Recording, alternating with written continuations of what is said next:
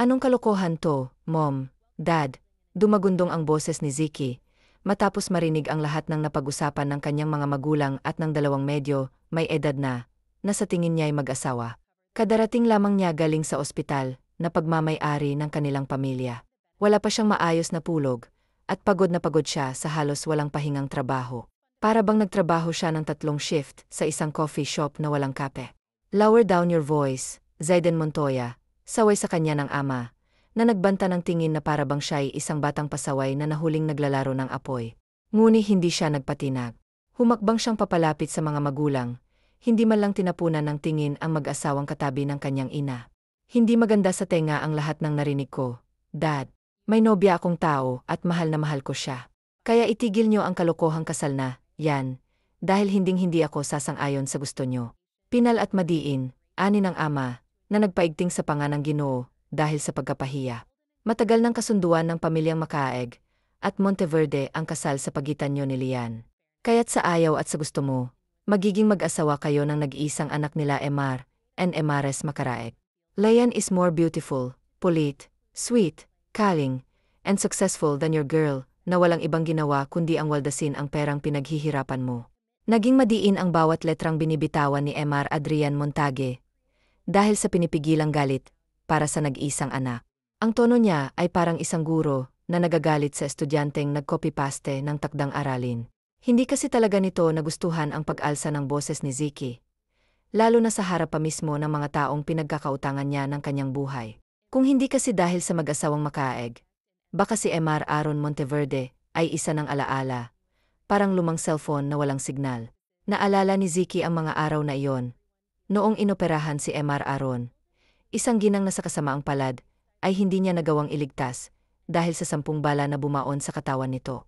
Isang gabi, habang naglalakad si Emar Aaron palabas ng ospital, bigla na lang siyang hinarangan ng 2 itim na sasakyan at pinaulanan ng bala. Para siyang bida sa pelikula, pero walang stunt double na handang sumalo sa kanya. Wala ni isang nakapansin, sabi ni Ziki sa sarili, dahil sa panghihina mula sa mga tama sa tagiliran, balikat at binti. Inakala ni Emar Aaron na katapusan na niya. Ngunit may 2 tao ang dumungaw sa bintana ng sasakyan niya, at nabuhay ang katiting niyang pag-asa. Kaya't nang gumaling siya, ipinangako niyang babawi dito, at lahat ay gagawing masuklian lamang ang nagawang tulong ng mag-asawang Makaraeg. Ngayon, ang araw na yon ay narito na. Wala kayong karapatang insultuhin ang girlfriend ko, Dad. She's the woman that I want to marry. Siya lang ang gusto kong makasama habang buhay, at hindi ang anak na kung sino man. And that's final, matigas at may paninindigan niyang sabi. Pagkatapos, tinalikuran niya ang ama. Ngunit napatigil ng tawagin nito ang buong pangalan niya. Zayden Montoya. Ang tinig ng ama ay parang alarm clock, na hindi mo kayang patayin. Lumingon siya, walang ganang sinalubong ang nagbabagang tingin ng amang batid niyang nagtitimpi ng galit. Dahil sa kauna-unahang pagsuway at pagsugot niya rito. Ngayon, mukhang kailangan kong maghanap ng bagong tahanan, bulong niya sa sarili. O kaya'y magtayo ng tent sa likod ng bahay. 1 taon. Yun lamang ang magiging kasunduan sa pagitan nating mag-ama, Ziki. Matapos ang kasal, magsama kayo ni Lian sa isang bubong. Pakisamahan mo siya ng maayos, at kapag matapos ang 1 taon na walang nangyayaring maganda sa pagitan niyong dalawa, ako mismo ang mag-aasikaso ng annulment ninyong dalawa. Gawin mo to nang hindi ka mawalan ng pangsustento sa babae mo, matigas na sabi ng ama, na tila ba nagbabalak na gawing reality show ang kanilang buhay.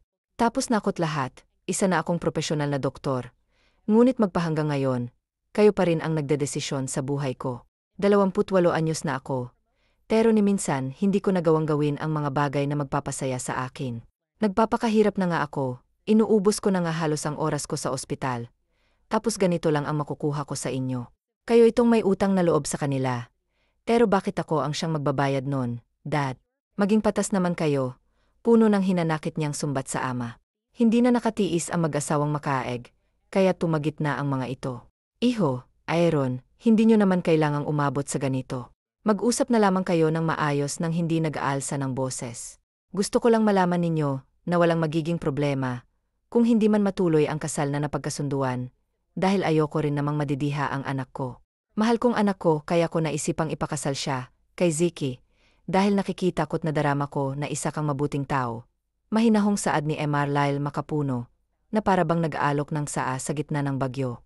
Matutuloy ang napagkasunduan nating dalawa, Leo. Isang taon lamang at kapag wala talagang nangyari, kuputulin ko ang magiging tali sa pagitan ng anak mo at nitong anak ko. Saad naman ni Emar Aron, na nagpaigting ng kanyang ngiti na parang may nakatagong bala. Anak, huwag ka namang maging bastos. Nakikiusap na tura ni Ginang Uren makapagal ng lapitan niya ito. Sinadya niyang hinaan ng boses, dahil ayaw niya nang magkaroon pa ng komosyon. Isang taon. Isang taon lang naman ang hinihingi namin. Sa pagbigyan mo na. Pangako, pagkatapos nito'y magagawa mo na ang lahat ng gusto mo. Hindi ka na namin pakikialaman sa lahat ng gusto mong mangyari sa buhay mo. Basta sundin mo lang ang nais ng iyong ama, yon ang pakiusap. Muli itong napabuga ng hangin si Ziki.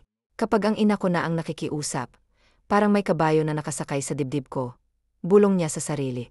Matagal na niyang gustong maging malaya sa diktador niyang ama, kaya't mabigat man sa loob niya, sumang-ayon na siya.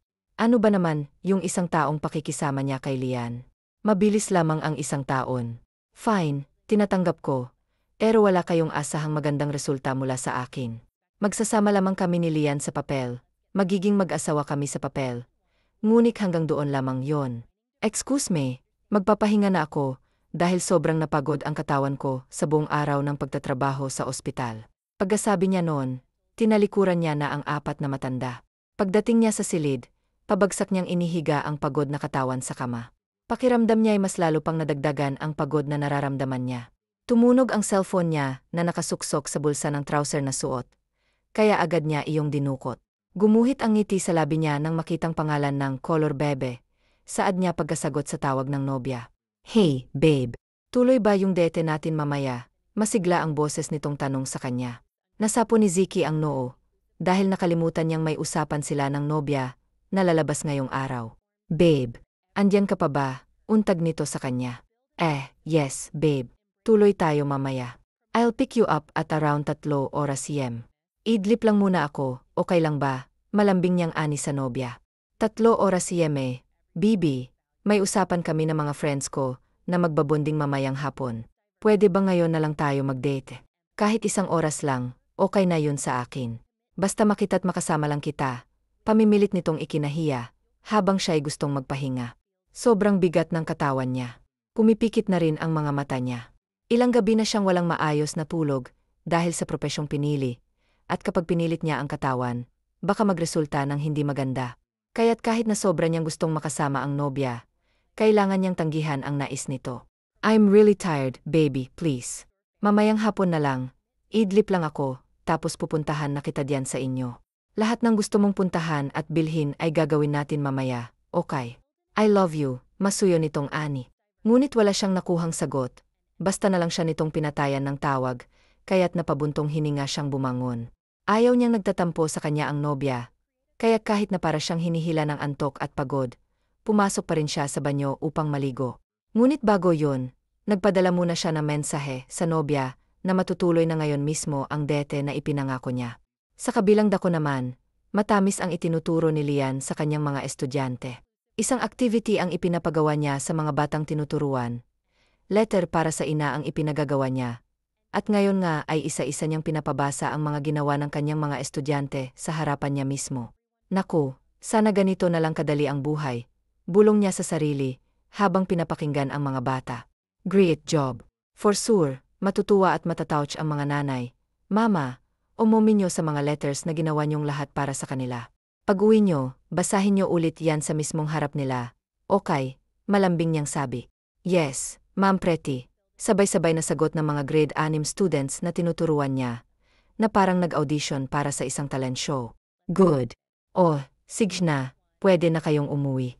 Mag-iingat sa pag-uwi, okay, ani pa niya, na sinang-ayunan naman agad ng mga bata. Bye, ma'am. See you ulit bukas. Paalam ng isang estudyante niyang mataas ang IQ, na tila ba nagtataglay ng mga solusyon sa lahat ng problema sa mundo. See you din bukas, Kuya Kurt. Kumaway siya sa estudyanteng may malambing na ngiti sa labi. Hinintay niya na lang na makalabas ang lahat ng estudyante, bago niya niligpit ang lahat ng gamit. Uwi ka na ba, Mama Karga? Kumatok sa pinto ang isa sa mga gurong lihim na hinahangaan ng dalagang guro. Kaso may dadaanan pa ako sa library.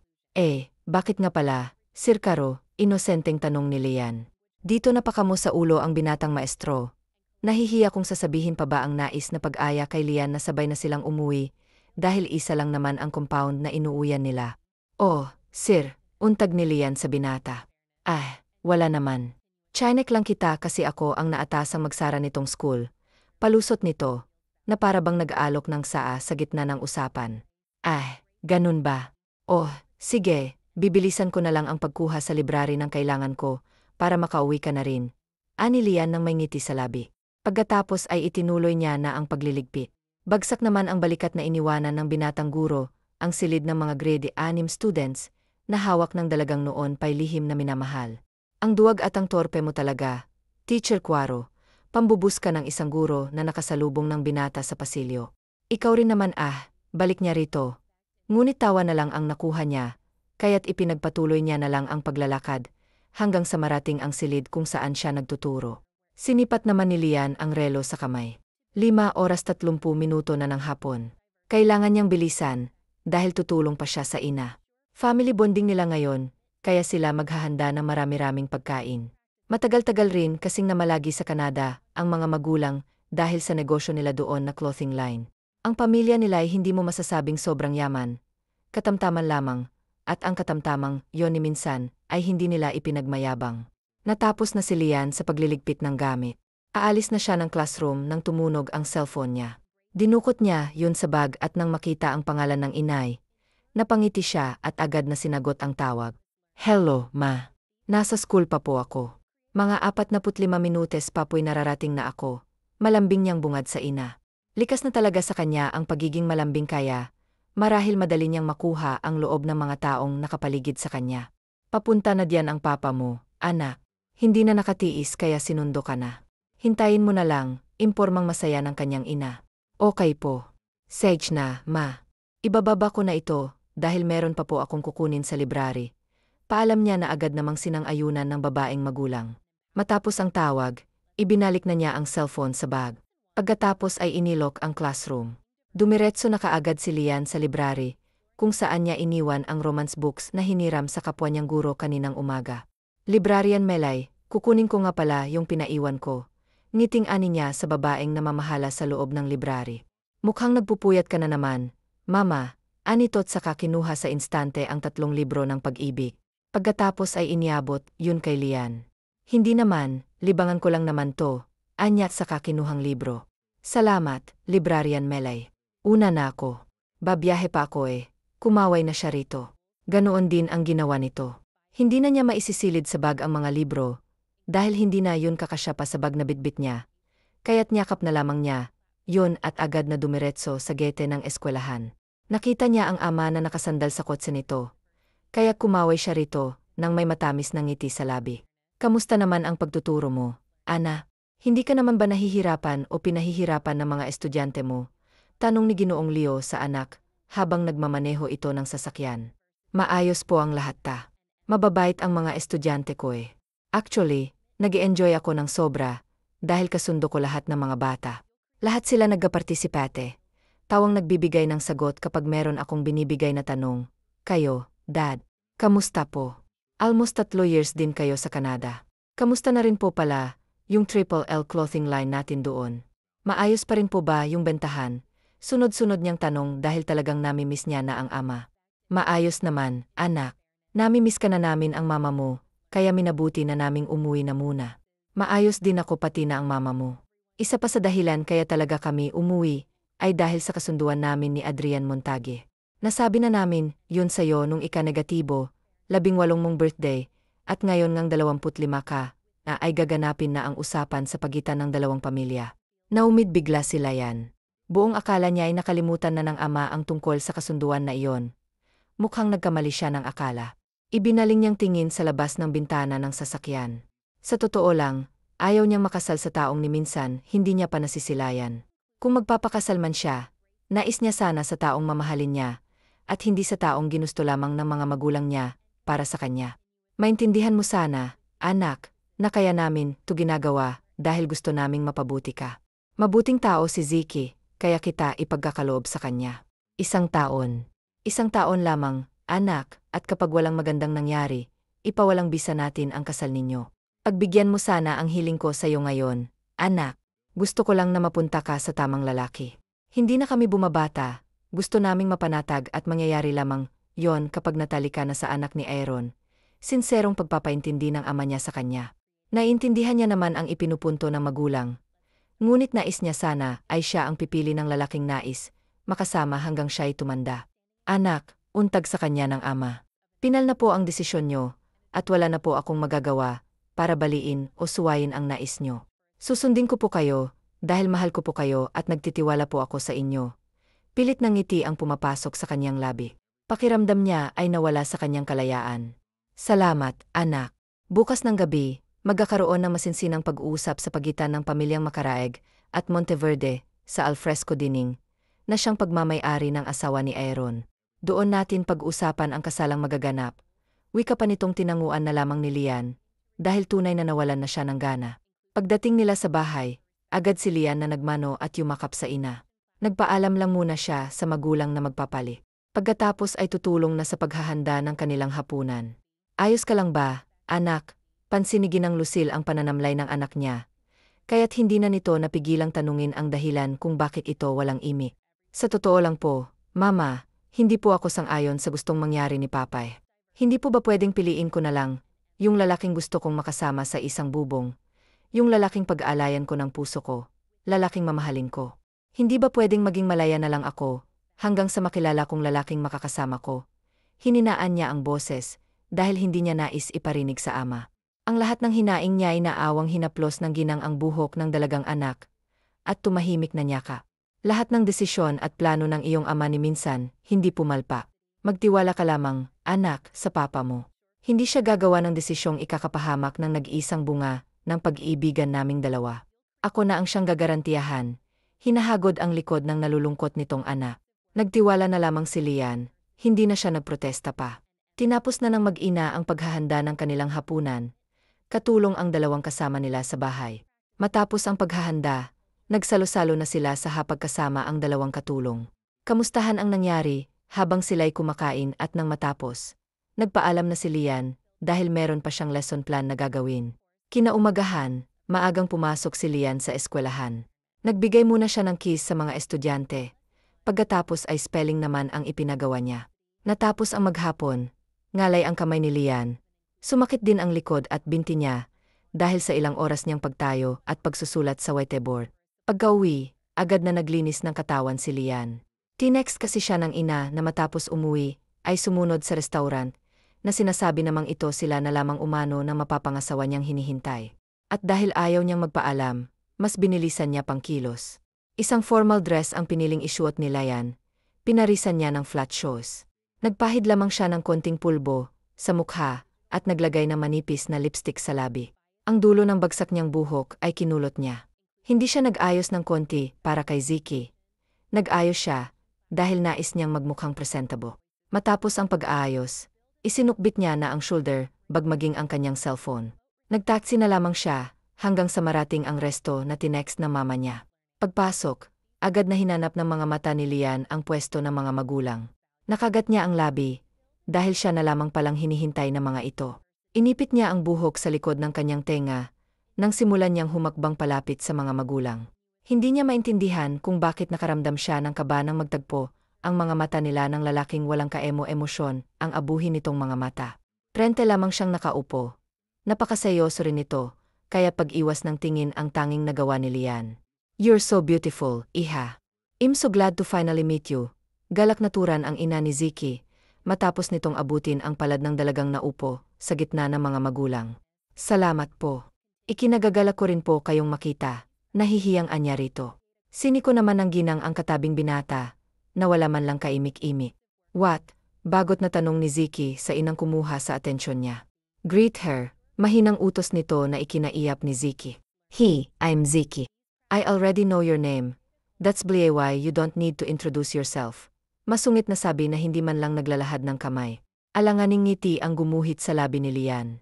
Mukhang pareho nilang hindi nais ang kasalang magagana. Imbes na magali at sitahin pa ang inasal ni Ziki, sinimulan na lamang ng mga matatanda ang pag-uusap, hanggang sa napagkasunduan ng dalawang panig na sa susunod na linggo nagaganapin ang kasalang Ziki at Lian. Nasali na rin sa usapan kung saan maninirahan ang dalawa pagkatapos ng kasal. Meron ba akong dapat malaman, Mr. Zayden Montoya, bungad ni April, na siyang nobya ni Ziki, nang puntahan siya nito sa ospital. Huwag tayo dito mag-usap, bebe. Halika, doon tayo sa opisina ko. Mahinang sambit ni Ziki at inakay ang nobya sa opisina. Peak, mataray, natura ni April na makapasok sila sa opisina. Kanina lamang ay nalaman ito mula sa online news ang gaganaping kasal ng nobyo at ng hindi nakikilalang babae. Kaya't nagingit-ngi siya sa galit at oras na mismong sumugod sa ospital upang i-turn over kay Ziki oras na magretiro na ang ama nito. Puwersahang kasal lang ang mangyayari, bebe. 1 taon lang, pagkatapos noon ay malaya na kitang maipapakilala sa lahat. Maihaharap na rin kita sa altar at mabubuo na natin ang pamilyang noon ko pa pinapangarap. Please, kahit ngayon lang, suportahan mo ako. Nakasalalay dito ang karera at kalayaan ko. May kasunduan kami ni Dad at kaya lang ako pumayag, dahil gusto ko nang makalaya sa diktador kong ama. I'm also doing this for us, April, para sa kinabukasan natin. Kaya ko to gagawin dahil isa na rin sa pagkasunduan namin ni Dad na oras na matapos kong 1 taon na kasamang babaeng yon, ay ipapasa niya na sa pangalan ko ang pagiging chairman ng aming prestigious hospitals. Pilit niyang pagpapaunawa sa nobya, habang pinipisil ng marahan ang palad nito. Okay, just promise me na ako lang sa iyo ka uwi tuwing gabi, hindi mo siya kakausapin. Gusto kong maging masama ka sa kanya. Ayoko rin na itatrato mo siya ng maayos. Nagkakaintindihan ba tayo, Ziki? Mataray pa ring tura nito na alanganing tinanguan ni Ziki nang sa gayon ay matapos na ang hindi nila pagkakaunawaan. Good, mamaya pumunta ka sa unit ko. Meron tayong gagawin and I'm sure na mag-enjoy ka. Wika pa nito sa kakinabig ang nobyo at agresibong hinagkan. Gumanti naman si Ziki ngunit hanggang halik lamang ang taning nilang nagawa dahil sa sunod-sunod na pagring ang telepono ng binata. Napairap sa hangin si April dahil sa pagkabitin. Pinagpag na lamang nito ang fit na dress matapos nitong tumayo. Dad, walang ganang bungad ni Ziki na makilala ang boses ng ama sa kabilang linya. Where are you? Narito na sa bahay ang damit pangkasal na susuotin niyo ni Lian. Dami. Kanina pang naghihintay sa'yo, mapapangasawa mo. Ano ba kasing pinagagagawa mo diyan, at hindi mo magawang alalahanin ang araw ng pagsusukat nyo, sa wedding dress nyo? Galit na asik sa kanya ng ama. Nailayo ni Ziki ang telepono sa tenga. Napairap muna siya sa hangin bago balik ang hawak sa tenga niya. I'm on my way. Medyo na traffic lang. Palusot niyang ikinabulag ng hangin ang kanyang ama. Alam kong kasama mo ang babae mo, marami akong mata. Sao Ziki kaya huwag mong bilugin ang ulo ko. Iwan mo na ngayon din mismong babaeng. Yan, kung hindi ako mismo gagawa ng ikasisira ng pesteng inyong relasyon. Pasinghal nitong banta. Ikinuyom ng kamao ng binata. Don't you dare, Dad. Madiing sagot niya. Don't you even dare to, Ziki. Huwag mo akong ipahihiram para sa ama. Anong napag-usapan niyo ng daddy mo? Puno ng kuryosidad na tanong ni Alison nang lumapit to kay Zeki. Kailangan ko nang umuwi. Magsukat kami ngayon ng damit na susuotin sa pesteng kasal na yon. Halika na. Ihahatid na muna kita bago ako dumiretso sa bahay. Seryosong tura niya na ikinaismid lamang ni April. Kaya kung umuwi na mag-isa. Umuwi ka na sa bahay niyo. Enjoy kayo ng babae mo ah.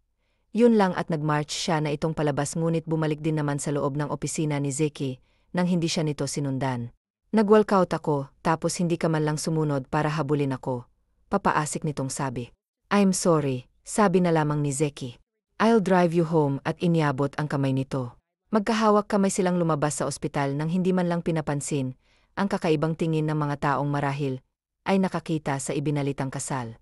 Yung bilin ko sa'yo babe ha, huwag mong itrato ng tama ang babaeng, yon attend din ako sa kasal nyo, kaya't ayusin mo. Yung kilos mo ayokong dadampi ang labi mo sa mikrobyong labi ng babaeng yon. Entiendes? Paalala pa ni April nang marating na nila ang unit na tinutuluyan. Tipid at pagod na tugon ni Ziki. Tila mas lalo pang nadagdagan ang problema niya. Ngunit kahit nakakasakal ng ginagawa sa kanya ni Alice Juan, ay mahal na mahal niya pa rin to. Alis na ako, bebe, I love you, malambing niyang sabit sa kahinagkang sano ang nobya. Saka ko nasasagutin niyang I love you mo, kapag natapos mo na ng 1 taon. Sige na, umuwi ka na. Palagi kang mag-update sa akin ha. Dagdag pa nitong bilin na tinanguan na lamang ni Ziki. Kahit sobra siyang nasasaktan sa mga tira ng nobya. Pagdating ni Zeki sa kanilang mansyon, ay mukha kaagad ng dalagang si Lian ang bumungad sa kanya, papasok kasi siya ng gving area, habang ang dalaga naman ay palabas. Good afternoon, Naganda utal pa si Lian ng batiin ng binata. Walang maganda sa hapon ko lalo't yang mukha mo kaagad ang sumalubong sa akin. Masungit na tugon ni Zeki, sa kanya nilagpasan ang napapayo ko dalaga. Ang gaspang masyado ng ugali niya. I wonder kung paano niya pakitunguhan ang mga pasyente niya. Hindi mapigilang sambitin yung ni Lian, habang sinusundan ng tingin ang masungit niyang mapapangasawa. Hindi lang naman ikaw ang ayaw sa kasalang magaganap. Bubulong-bulong niya pang sabi, saka itinuloy ang pag-alis sa receiving area. Nayihi na siya at nawala, saglit sa isipan niya. And dahil sa nangyari kanina. Naisuka naman na ni Lian ang wedding gown niya, kaya ayos lang kahit na magtagal pa siya sa banyo.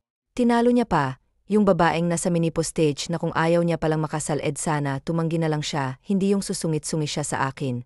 Mahinang sambit ni Lian, habang naghuhugas ng kamay hindi niya napigilang maglabas ng sariling saloobin, at wala namang ibang makaririnig sa kanya Bakit ba't kaya hindi na lang ikaw ang gumawa niyang lahat ng mga pinagsasasabi mo barito nung sambit ng lalaki sa likod ni Lian, ay baklang pala ka, nagugulat ka naman nasalo ni Lian ng dibdib. Dahil sa biglaang pagsulpot ng binata.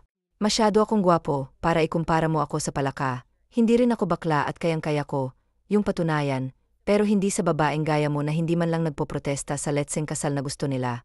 Nang insulto ang tono ng boses ni Zeki, kaya't hindi nila, yan mapigilang hindi mainis, dahil ipinapalabas ng kaharap na ginusto niya ang mga nangyayari na tila ba ito ang dehado sa kanilang dalawa gayong pareho lang naman silang napipilitan. Para lang sa kaalaman mo Mr. Han, mukhang gurang na hindi ko rin po gustong matali sa isang masungit at hindi marunong kumatok plus, walang respeto, na antipatikong kagaya mo, kahit na ikaw na lang siguro natitirang lalaki sa mundo kailanman hindi kita napatulan magpapakasal lang ako, Sao. Dahil gusto ko nang magawa ang mga bagay na gusto kong gawin pagkatapos ng isang taon. Para lang din klaro Sao margurang hindi ko gusto ang mga nangyayari, kaya huwag kang pa-victim diyan. Pagsusungit ni Lian ang nakapamiwang. Walang naisago si Zeki, natameme siya hindi dahil sa mahabang salaysay ni Lian, kung hindi dahil sa sinabihan siya nitong mukhang gurang hanggang sa makalabasan ng banyo ang dalaga, ay umid pa rin ang binata. Habang si Lian ay ngiting tagumpay, dahil sa pakiramdam na nanalo siya sa sagutan nila ni Zeki kanina. Wedding day ito ng araw na matatali na sina Zeki at Lian sa isa't isa. Kasalukuyang nakatayo sa harapan ng altar si Zeki.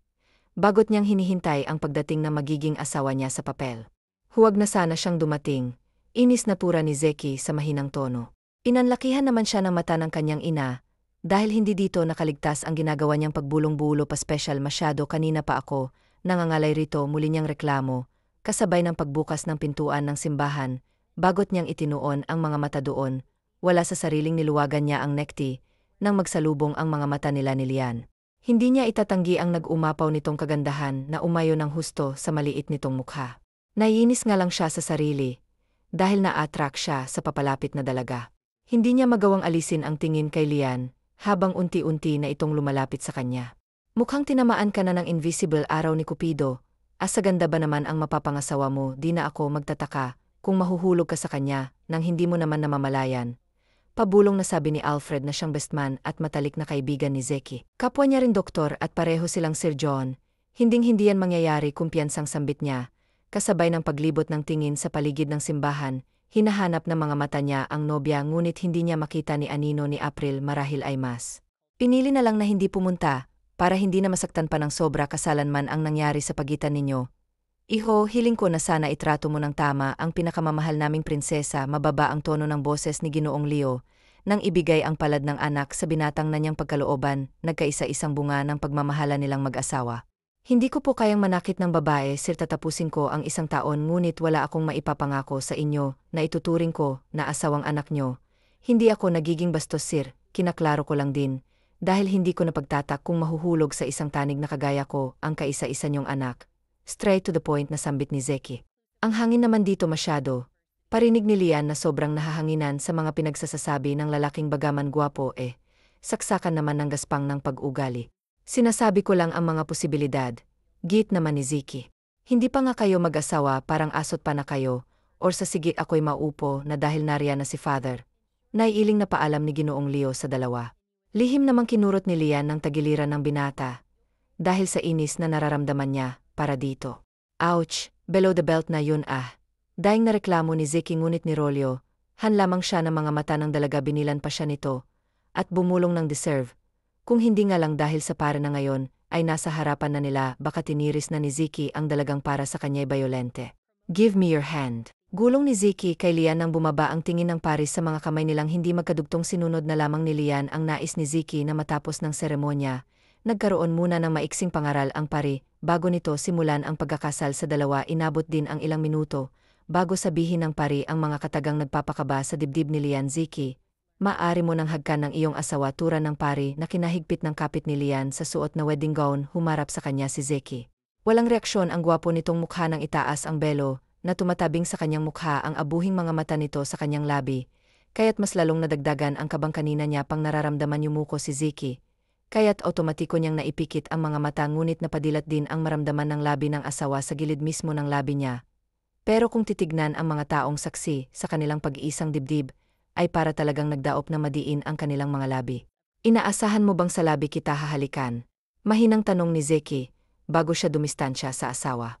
Asa ka masyadong magaspang yang labi mo para pangarapin ko. Takles ang saad ni Lian, saka siya pumihit paharap sa mga magulang. Lihim na lang na napangisi si Zeki. Congratulations mga anak, sa wakas ay naging isa na rin ng pamilyang Makaeg at Monteverde. Galak na tura ni Ginoong Aero nang lumapit ito sa altar, kung saan nakatayo pa rin ang ganap na ngayong mag-asawa na sila Lian at Zeki. Sabay-sabay na tayong pumunta sa venue ng kasal nyo pagkatapos ng pagkuha ng litrato. Saad pang muli ng Ginoo na sinang-ayunan naman ang lahat maliban lang kina Ziki at Lian na iniisip ang pagsasama nila sa isang bubong. Matapos ang ilang oras na selebrasyon ng kanilang pag-iisang dibdib, sa master's bedroom ako matutulog.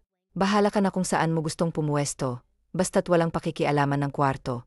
Masungit na saad ni Ziki pagkarating nila sa bahay na binili ng mga magulang para sa kanilang mag-asawa. Mukhang reaksyon sa napiling bahay ng mga magulang na nagustuhan naman nilang pareho.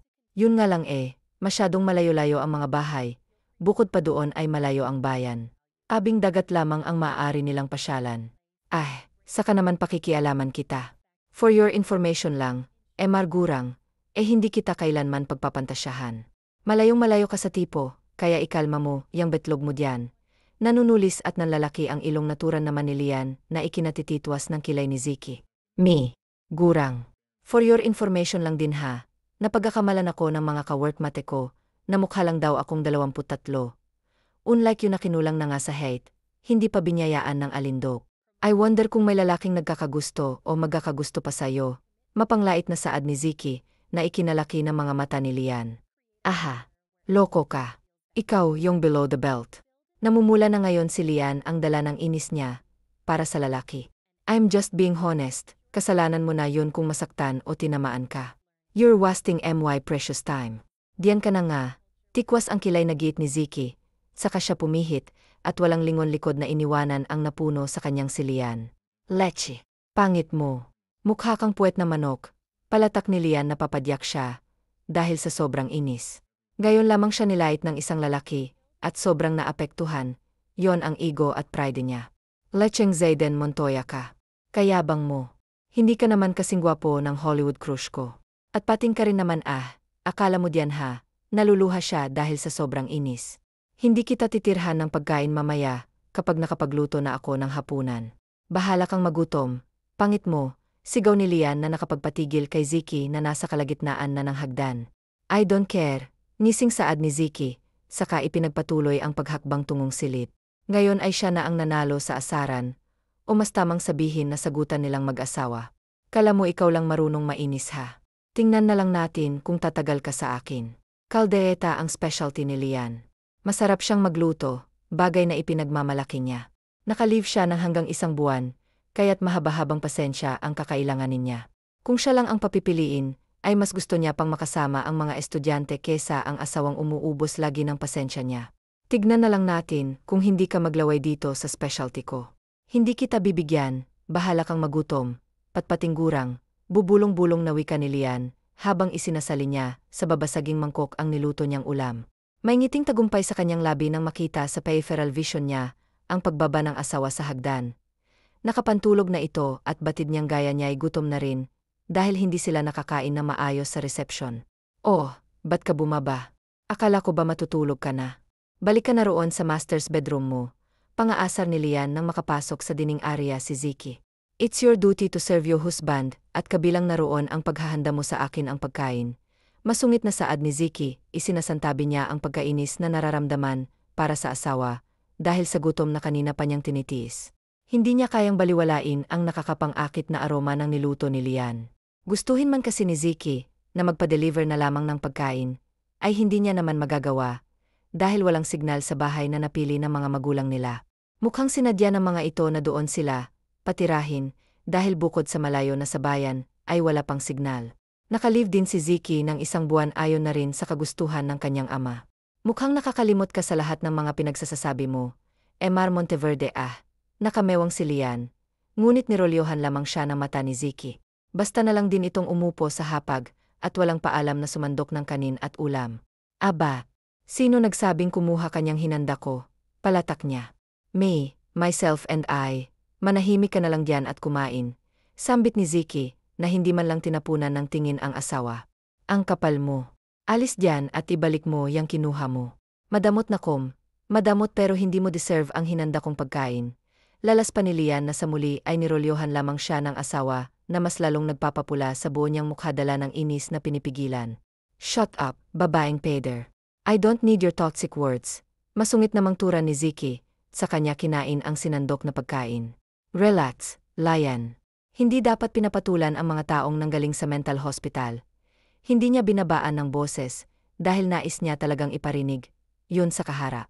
Whatever, bali walang saad ni Ziki at muling sumandok ng ulam dahil sobra niyang nagustuhan ang pagkaing hinanda ng asawa. Nakakaubos ka talaga ng pasensya ano. Tinalo mo pa yung mga batang tinuturuan ko. Siya nga pala pagkatapos natin dito, ikaw ang maghuhugas ng lahat ng ginamit ko sa pagluluto, maging itong mga platong nasa hapag. Hati tayo sa gawaing bahay, dahil hindi ako magiging buttered wife sa'yo, para klaro lang din dahil gaya nga ng sinabi mo, mag-asawa lang tayo sa papel. Pangungutya ni Lian. Ngunit kibit balikat lamang ang nakuha niyang tugon mula kay Ziki.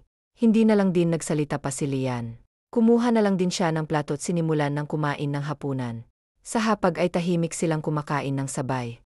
Si Ziki ang nakaubos ng hinanda ni Lian, dahil ang asawa niya konti lamang kung kumain. Naunang matapos na kumain si Lian, kaya tumayo na siya. Hugasan mo yang lahat Mr. Ha. Huwag mong iwanang nakatiwangwang ni ang mga yan kung hindi. Wala kang kakainin bukas ng umaga at sa mga susunod pa. Hindi ka pa naman makakapagpa-deliver, paalala ni Lian. Okay, just leave the dining area. Sakit mo masyado sa tenga maging sa ulo, babaeng peder. Minsan nga itikom mo na lang bibig mo, ang tinis masyado ng boses mo.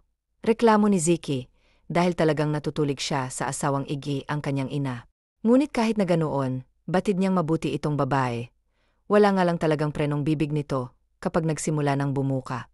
Masanay ka na dahil ang babaeng peder na, to ang makasama mo ng 1 taon. Iligpit mo yan pagkatapos mo diyan ha, ulit pa ni Lian. Sinadya niyang inisin ang asawa, makaganti man lang siya, sa pang-insulto nito, sa panlabas niyang anyo. Nga. Alis na, sumusukong saad ni Ziki. Dahil mukhang hindi talaga siya mananalo, kung pang-inis lang din naman ang magiging labanan. Very good. Good night, asawa ko. Ingat ka sa paghuhugas okay. Pang-iinis pa ni Lian saka nagpalipad ng halik sa kahara. Get out, Lian, napatayo na si Ziki. Hindi dahil sa inis kung hindi dahil sa kakaibang pakiramdam na ngayon ay kumikiliti sa buo niyang kalamnan. Makapigil hininga ang babaeng nasa harapan niya, at hindi niya, yun itatanggi kaya't nilambing nito ang boses na sinabayan pa ng pagfinger sa kanya, ay talagang naapektuhan ang pagkalalaki niya. Ang sungit mo naman, Doc Ziki. Aalis na po. Good night ulit. Yun lang at tuluyan niya nang iniwan ang napipikon asawa. Pasaway na babae, na isatinig ni Ziki na mawala sa paningin niya ang asawa. Bumuga-buga pa muna siya ng hininga, bago niya iniligpit ang mga pinggang nasa hapag. Ito oras na rin nang matapos si Ziki sa paghuhugas at tagpupuna sa hapag. Nagmapasalamaton, saad ni Ziki. Kilala niya kasi ang sasakyang pumarada, dahil siya mismo ang nagbigay noon sa nobya. Bumukas ang pinto ng sasakyan, kasabay ang pag-alis ni April suot ang hapit na dami. Lumapit naman kaagad si Ziki sa nobya. Bebe, taano mong nalaman ang lugar na ito? Bungad kaagad ni Ziki. Curious siya, dahil ang alam niya, ay ang mga magulang lamang nila ang nakakaalam ng lugar, kung nasaan silang mag-asawa. Kaya't paano kayang nalaman ng nobya niya ang bahay na tinutuluyan nila ngayon ni Lian? Sinundan ko yung bridal car kanina. Umalis lang ako, dahil nagkaroon ng problema sa salon ko Pero ngayon naayos ko na. Pwede na kitang bawiin sa asawa mong hipon. Come on, babe. Doon tayo sa kondo ko. May kasunduan tayong sa akin ka-uwi kaya tuparin mo yon. Nagmamando ang tono ng boses nito, kaya't hindi ni Ziki mapigilang hilutin ang sentido. Dahil hindi niya naman maaring iwan ang asawa lalo't malayo ang bahay nila sa mga katabi nilang bahay na kung bibilangin niya ay hindi aabot sa 5. I'm sorry, babe pero mukhang mababalik kong pangako ko. May kasunduan kami ni dad at oras na sinuway ko, yun ay malalagot ako. Hindi lang ako, tayo panigurado. Pilit niyang pagpapaliwanag ha. Kailan ka pa natakot sa papa mo? Prangkahin mo nga ako, Ziki. Nagugustuhan mo na ba ang babaeng yon kaya hindi mo magawang tuparin ang pangako mo sa akin? May inis sa tono ng pananalita nito. Hindi kasi si April makapapayag na mawala sa kanyang lalaking nagbibigay ng lahat ng gusto niya. No, hindi yan totoo, I love you. Sadya may mga bagay lang talaga na kailangan kong panindigan at pagtuunan ng pansin sa ngayon, para sa atin naman to. April, please intindihin mo naman sana, okay? Fine, pero may kapalit. Gusto kong ibili mo ako ng Gucci bag. Yung bagong labas ngayon, kondisyon nung sinangayunan na lamang ni Ziki. Thanks, babe. Sige na, pumasok ka na sa loob. Uwi na ako, hihintayin ko yung Gucci bag ko tomorrow. Okay, be. Humalik siya sa pisngi ng nobyo, saka kay kendeng-kendeng na iniwan na si Ziki na may ngiting tagumpay sa labi, dahil nasunod na naman ang luho niya. Tunog ng alarm clock ang nagpagising kay Lian. Sinadya niya namang mas agahan pang pagising dahil sa planong pag-ehersisyo sa tabing daga. Plano niyang mag-jogging muna, bago niya paghandaan ang agahang pagsasaluhan nilang mag-asawa. Kahit pa kasi sabihing hindi naman sila nagmamahalan, ay meron pa rin silang kailangang gampanan bilang mag-asawa. Lalo at wala naman silang ibang asahan sa bahay na tinitira nila. Suot ang leggings at sports brand ng gisan na ni Lian, ang inukupa silid, nakatabi lamang ng master's bedroom, kung saan naroroon ang asawang para sa kanya, ay may Celtic. Tahimik siyang lumabas sa kanilang bahay. Hindi naman gaanong malamig kaya't hindi niya na kailangang magbalot pa ng sobra. Sinimulan na ni Lian na tumakbo nang marating ang baybayin.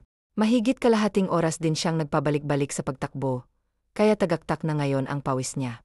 Hay, pagod na ako, reklamo niya habang nakatukod ang dalawang kamay sa tuhod. Kasalukuyan niya ngayong pinagmamasadan, paglitaw ng bukang liwayway, sobrang ganda nun. Buong akala ko naglayas ka na, boses, yun ni Ziki na nagmumula sa likuran ni Lian.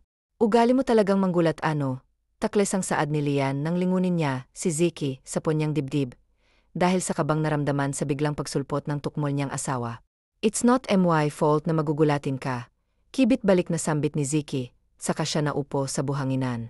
Ay iwan ko, saad ayokong makipag-away, dahil maganda ang mood ko. Bakit ka nga pala bigla na lang sumusulpot sinusundan mo ako no? Umiral na naman ang mapang-asar na Lian, kaya tumikwas na naman ang makapal na kilay ni Ziki. Masyado kang assuming, babaeng padar ka. Gusto ko lang ma-refresh ang utak ko, kaya ako nagpunta rito. Hindi ko naman alam na nauna ka rito.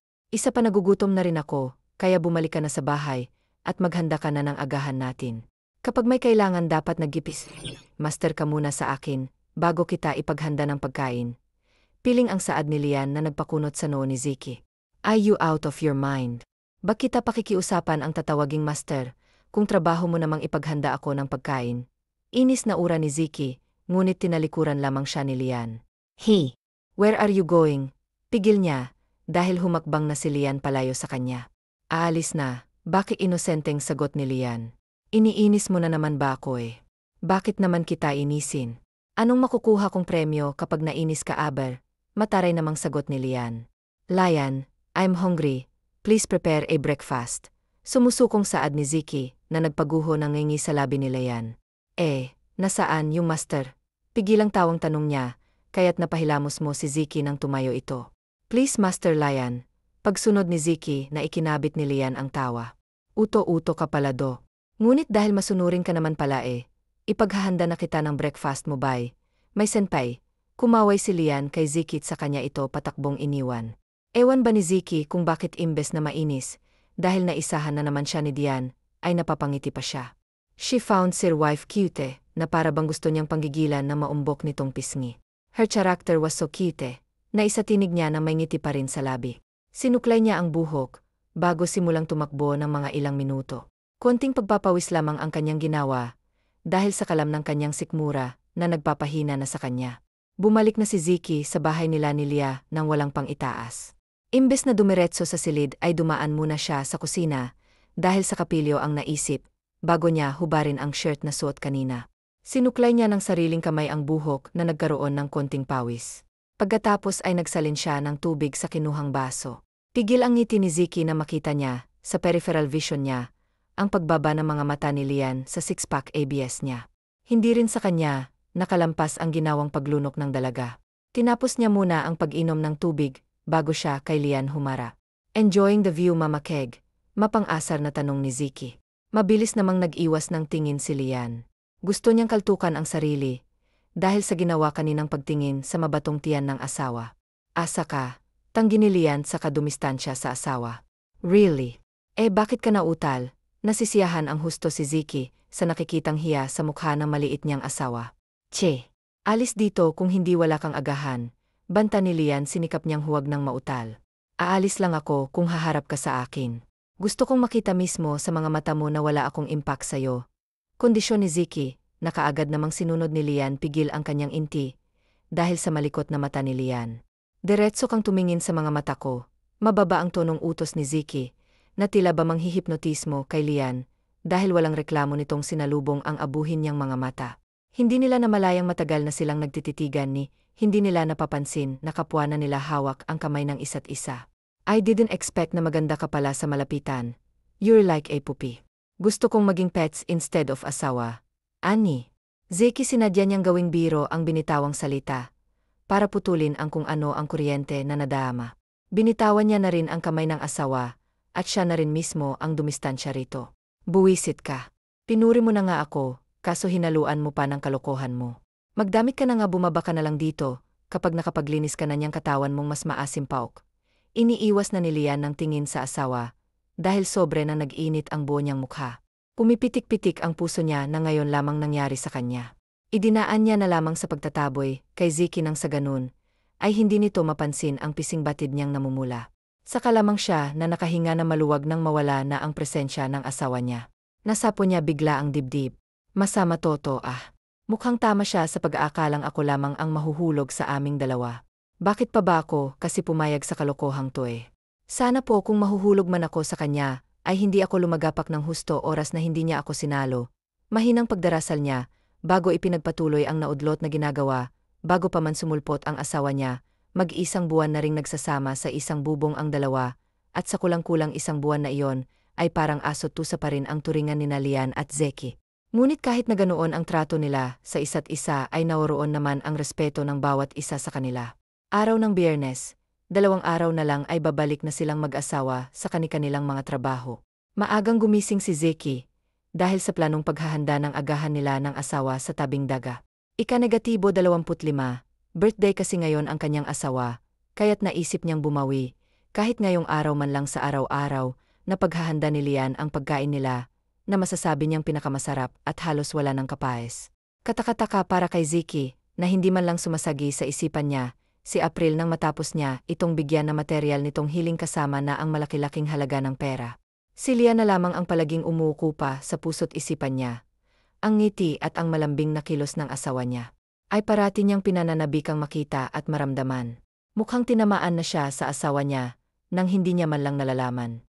Prito-prito lamang ang tanging alam ni Zeki, ngunit kahit na ganoon, ay pinag-igihan niya pa rin ang pagpapaganda ng plating kahit na medyo sunog, yung longganisa pati na yung itlog. Iniwan niya na muna saglit ang mga niluto, dahil kailangan niyang buhatin. Yung maliit na lamesang nasa teres, gawa sa bakal ang lamesa, kaya't medyo mabigat, ngunit silamang yun para kay Zeki. Matapos madalang lamesa sa tabing dagat ay sinunod niya naman ang 2 bangko, na gawa rin sa bakal. Matapos yun ay patakbo siyang pumasok ng bahay. Binibilisan niya ang kilos, dahil anumang oras ay magigising na ang asawa niya. Nakahanda ang agahan nila na ngayon ay nasa tabing dagat na. Bumuga muna si Zeki ng hangin, bago niya katukin ang pintuan kung saan natutulog si Lian. Lian, gising ka na ba? Tanong niya habang kumakatok ng marahan. Sandali at inaayos ko lang yung pinaghigaan ko. Pasigaw na sagot sa kanya ng asawa na nagpangiti sa kanya. Tumayo si Zeki ng tuwid nang gumalaw ang sirad ng pinto. Hindi niya mapigilang mapangiti nang bumungad sa kanya ang naghihikab na asawa, suot ang pajama, at ang sando nitong walang pading. O shoot, napaiwas siya, dahil sa mapuputing melona kumakaway sa kanya. Otomatiko namang tinakpan ni Leia ng kamay ang dibdib. Wala nga pala siyang panloob, dahil hindi siya nagsusuot kapag matutulog. Sorry naman, wala akong nakita na ganda nga pala ako ng agahan natin, bumaba ka na lang. Sunod-sunod na sa Anzek na parbagang isa siyang bata na pinapaamin ng mga magulang sa pagkakamaling ginawa. Inamulahan ng husto si Leia na mabilis pa sa 4 oras ang umiskapo, ang asawa niyang pinamumunuhan din nga lang sa dulo ng tenga nito, at hindi sa pisngi. Kung hindi niya nakita bakit siya umiiwas? Tanong ni Lian sa isipan. Hay iwan at bumalik sa loob ng silid, upang doon magsuot ng panloob. Kung nakita niya man, at least alam niyang hindi ako mukhang peder. Sambit niya ng sipatin ng kabuuan sa full size niyang salamin. Nagkibit balikat na lamang siya. May nabuti niya nang bumaba sa hagdan ay napaisip si Lian, kung pupuntahan ba siya ng mga magulang lang lalot kaarawan niya ngayon, sana naman pumunta sila, umaasang usal niya. Dahil namimiss niya na ang mga magulang once week lamang kasi kung dumalaw ang mga magulang nila, para mga musta kaya't namimiss pa rin niya mga ito.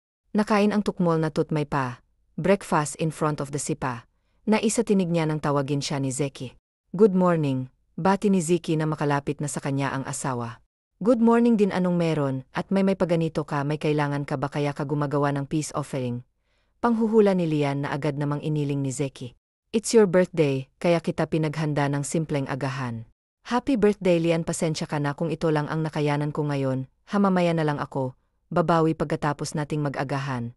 Pangakong tura ni Zeki, saka inalalayan si Lian sa pag-upo sa silyang kaharap ng kanyang upuan. Salamat, appreciated ang effort mong to my dear husband. Matamis ng ngiti ang ngayon ay nakaguhit sa labi ni Lian. You're welcome, may gusto ka bang matanggap ngayong birthday mo? Naupo na rin siya matapos niyang itanong yon. Meron, mabilis niyang sagot. Who is it? Tanong naman ni Zeki, ang ganitong pagtrato mo sa akin, gusto kong araw-araw kang maging ganito, kabait. Yun bang hindi ka napatol sa mga pangasar ko? Para kasi tayong aso tusa Nahihi ang saad niyang ikinangiti ni Z. You're the cat, Blee, I'm the dog. Natawa rin siya, dahil totoong para silang aso tusa, walang oras na hindi sila nag-aasaran at nagkakapikunan. Wish granted, may iba ka pa bang gusto?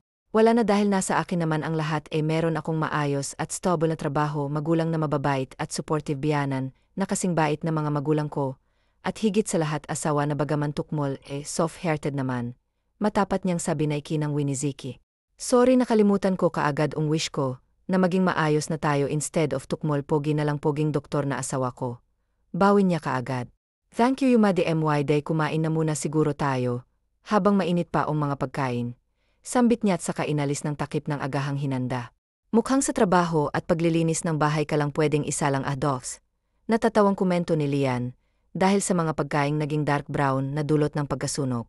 Napakamot si Zeki sa batok, dala ng hiya. Pasensya ka na, hindi kasi talaga ako marunong sa kusina. Hayaan mo, next time, mas pag-igihan ko pa, kumain na lang siguro tayo sa labas. Komento niyang mabilis namang tinanggihan ni Lian. Huwag, ano ka ba, hindi naman ako maarte at mas lalong hindi maselan sa pagkain, okay pa naman ang mga ito, o isa pa pinaghirapan mong Aida ang mga ito, para sa akin kainin na natin. Habang mainit pa, kumuha siya ng longganisa at inilagay. Yun sa plato ni Zeki, nilagyan niya na rin ng sinangag ang plato nito. Bagay na ginawa rin ni Zeki, sa plato niya nagpalitan sila ng iti, bago nila sinimulang kainin ang kanilang agahan. Gusto mo bang maligo sa dagat?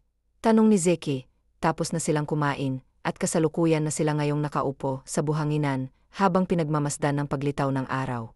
Gusto, kaso hindi naman ako marunong lumanggoy. I can teach you if you want, presenta kaagad ni Zeki. Sige, pero mamayang hapon na lang siguro, mamasyal na lang muna tayo, dahil nakakamiss din ng pamamasyal, at pagtanaw sa iba't ibang tanawin sa syudad. Ni Lian na sinang na naman kaagad ni Zeki. Let's go, habang maaga pa. Inilahad niya ang kamay na agad namang inabot ni Lian, kapwang may ngiti sa kanilang mga labi ng lisanin ng tabing daga. Isang off-shoulder na puting bestida ang napili niyan, naglagay lamang siya ng konting pulbos at lip gloss, nilugay niya na lang din ang hanggang dibdib niyang buhok. Pagkatapos ay bumaba na siya, nagsalubong kaagad ang mga mata nila ni Zeki, kanina pang natapos sa pag-aayos ng sarili, pagkamanghang makikita mo sa mga mata ni Lian, dahil sobrang nakakapanghina ang taglay na apil at karisma ng simpatiko niyang asawa. Beautiful, puri ni Zeki na nagpapa ng pisngi ni Lian. Much beautiful with at red cheeks. Ani pa niya, sa kahinuli ang palad ng asawa. Let's enjoy the special day. Inakay niya ito palabas, hindi na siya nag-abala pang ikandado ang bahay, dahil batid niyang darating ang mga magulang ni Lian, para maghanda ng sorpresa para sa asawa. Sa park sa Laguna ni Ziki, dinala ang asawa na masyal sila doon, nang hindi man lang naghihiwalay ang kanilang nagdaop na palad. Ziki, gusto ko ng ice cream. Turo niya sa sorbetero, ilang depa lamang ang distansya sa kanila. Anong flavor ang gusto mo, kahit ano, kung pwede ubusin mo na para sa akin? Ngiting sagot ni Liana na nagpangiti naman kay Zeki. Okay, wait for me here, maupo ka na muna, dahil alam kong mangangawit ka na. Bago umalis ay pinatakan muna ni Ziki na magaang nahalikang noon ni Lian. Sinundan ni Lian ang tingin ng asawa ng Mighty sa labi. Hindi niya mapigilang hindi kiligin sa mga gestures at effort na ibinibigay sa kanya ng asawa ito, na marahil magandang simula ng pagsasama namin na isatinig niya. Nawala na lamang ang atensyon ni Lian sa asawa nang madapa ang isang bata na malapit lamang sa kanya. Tumayo siya kaagad na itinayo ang batang babae, pinagpagan niya ito, at hinaplos ng cute nitong mukha. Okay ka lang ba, wala bang masakit sao? Mahingiting tanong niya. Nahilingan naman kaagad ng batang babae. Wala po ate, hindi ako nasasaktan ng simpleng bubo sa tuhod ko, dahil brave po ako. Anang bata na nagpangiti lalo kay Lian. Salamat po sa paghumo sa akin ate, babye po. Kumaway ito at patakbong bumalik sa ama nitong bumibili ng lobo. Pagbalik ni Zeki ay hindi lamang iskiem ang hawak nito, dahil sa isang kamay nito ay nawaroon ng isang pumpon ng rosas. Happy birthday once again Lian, bati pang muli ni Zeki, nang iabot niya ang bulaklak pati na ang iskiem ng asawa. Salamat, matamis ang ngiting tinanggap ni Lian ng bulaklak. Welcome, naupo na rin si Zeki sa tabi ng asawa, mangiti sa kanilang mga labi, habang pinagmamasdan ng mga ito. Gabi na rin ang maisipan nilang umuwi, nasa kamay na ngayon ni Lian ang isang pumpon ng pulang rosas na ibinigay sa kanya ni Zeki. Masasabing ito ang pinaka-espesyal nilang araw bilang mag-asawa, dahil sa pareho na nilang gustong isa't isa, ngunit pawang hindi kayang aminin, dahil sa isiping baka rejection lamang ang kanilang makuha. Pagpasok nila'y bumungad kaagad sa kanilang isang candlelight dinner na batid nilang hinandaan ng kanilang mga magulang. Merong note sa ibabaw ng mesa kaya't binasa kaagad, yun ni Lian. We would like to greet our precious daughter a happy birthday. Masaya kaming naabot nyo, isang buong pagsasama. Hindi na nga pala namin kayo hinintay mga anak, dahil nais naming bigyan kayo ng moments sa espesyal na araw na ito. We're hoping to have a grandchild soon. Pinamulaan si Lian matapos basahin ang note ng batid niyang ang inang nagsulat, habang si Zeki naman ay napapangiti. Sa mesa ay merong tsampaging pasta at ilang petal ng pulang bulaklak, mukhang pinaghandaan. Talaga na.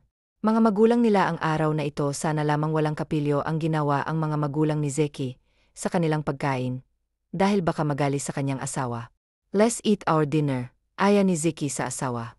Sige, namumula pa rin ang pisngi ni Lian. Nakakahiya, sila pa ang naghanda ng dinner date. Para sa atin, ako sanang gagawa nito, kaso naunahan nila ako. Komento ni Zeki na nagpaumanhin. Dete, ba nagmamahalan lang naman ang gumagawa ng ganon? Meron siyang nais na marinig mula sa bibig ng asawa, kaya niya. Yung tinanong, hindi kaagad nakasagot si Zeki, kaya't kinuha niya ang kupit ang may lamang tsampagn at pikit matang nilago. Yung ginaya naman ni Zeki ang ginawa ng asawa na pag-inom ng tsampagni, nang sa gayon ay magkaroon siya ng lakas ng loob na sabihin ng tunay na nadarama mas lamang na ngayon sa puso't isipan niya ang asawa, kumpara kay April na bati niyang ginagawa lamang.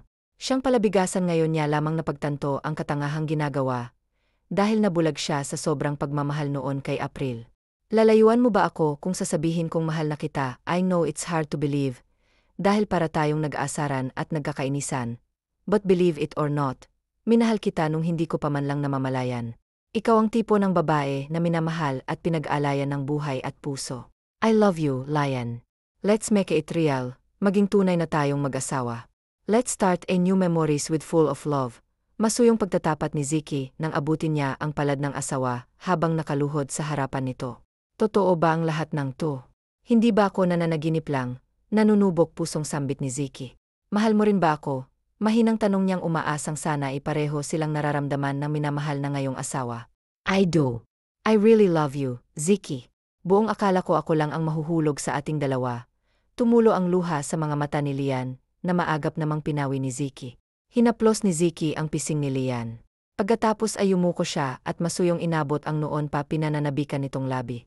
They kissed passionately, na nagdulot ng pagsiklab ng apoy sa kanilang mga katawan. Batid ni Zeki na merong inilagay sa kanilang inumin, dahil sa katawan nilang nag-init, hanggang sa humantong sila sa ibabaw ng kama, na pawang sinasambit ang pangalan ng isa't isa. I love you, sabay nilang sabi nang matapos ang mainit nilang tagpo. Butil-butil ang kanilang pawis, dahil sa ilang beses nilang pagsasalo. Sleep my love, Paus na utos ni Ziki sa asawang nakakulong sa kanyang bisig. Maitim sa labing tumango si Lian, bago isiniksik ang sarili sa matipunong katawan ng pinakamamahal na asawa. Ilang linggo ang lumipas at sa ilang linggong yon ay hindi pumalya si Ziki sa pagpaparamdam sa asawa kung gaano niya ito kamahal. Mukhang inlababo na daw ka, puna ni Alfred. Break time at walang gaanong pasyenteng ipinapasok sa yar, kaya maluwag ang oras nila. I'm deeply in love with my wife. Proud na sagot ni Ziki. Papaano yung isa mo pang chika bebe? Magwawala, yun panigurado. I texted her at sinabi kong tapos na ang lahat sa amin. Wala siyang naging response kaya sinabi kong magkita na lang kami para matapos namin ng maayos ang kalokohang relasyon na namamagitan sa amin. Pero wala No response pa rin kaya hinayaan ko na lang. I don't love her anymore. Nauntog na ako sa katotohanang pinirahan lamang ako ng babaeng yon. Narealize ko rin na hindi ko naman pala talaga siya minahal. Nakikita ko lang pala siya bilang partner sa. Alam mo na, anyang tinatangtanguan naman ni Alfred. Dahil naiintindihan nito ang pinupunto niya. I love my wife so much kaya sinabi ko sa kanya ang lahat-lahat. Hindi ako naglihim. Napakaswerte ko sa asawa ko, dahil malawak ang pangunawa niya. Wala akong natanggap na panghuhusga. Kung ano paman kaya't mas lalo ko siyang minahal hinangaan. Bawat araw na dumadaan ay mas minamahal ko pa siya. Yun bang hindi ko na kayang gumising nang hindi ko nasisilayan ang malaanghel niyang mukha. Sa tuwing gigising ako, tuwing umaga gusto kong kayakap siya palagi. Gusto kong dinadampian ng malambot niyang labi. Lahat-lahat gusto ko sa kanya. Grabe, ito pala ang totoong kahulugan ng pag-ibig. Para bang lumulutang kat hindi nakakaramdam ng kahit na anong negatibong emosyon. Proud niyang kwento sa kaibigang ikinangiti naman nito. Sasagot na sana si Alfred nang biglang tumunog ang cellphone ni Ziki. Sandali, sasagutin ko muna baka importante. Ni Ziki. Sige lang, sagot naman ni Alfred sa kanitong nginisyan ang dumaang bantay ng isa nilang pasyente. Principal Augustus na patawag po kayo. May nangyari ba sa asawa ko? Tanong kaagad ni Ziki.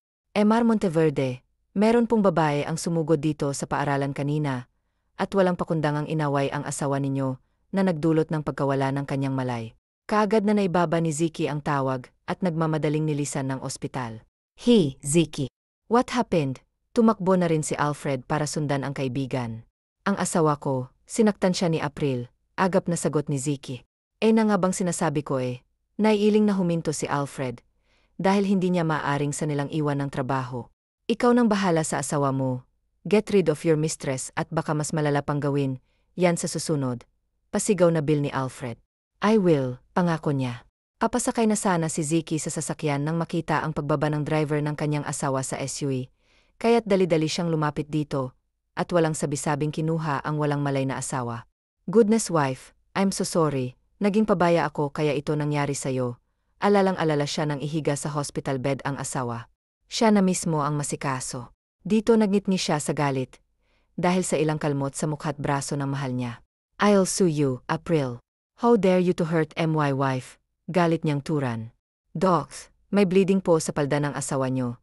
Imporma ng Naomi na siyang nag-a-assist kay Ziki. Huwag naman po sana. Naalarma naman si Ziki at agad na nagsagawa ng eksaminasyon para sa naiisip na dahilan ng pagdudugo ng asawa.